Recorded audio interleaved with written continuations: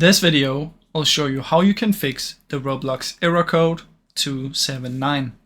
The first thing you want to do is come here and search for CMD, right click and run as an administrator. In here you want to type ipconfig space / flush DNS. After that type net sh space winsuck space reset. Press enter. And now it's gonna say we need to start the PC, but we're just gonna wait with this till later. Then we're gonna close this one down. And after that, what we wanna do is come here to control panel, press view by large icons, go to network and sharing center, change adapter settings, click on this, right click, then we wanna disable and then right click enable. After you've done that, you wanna right click, head over to the properties. In here, you want to find your Internet Protocol version 4.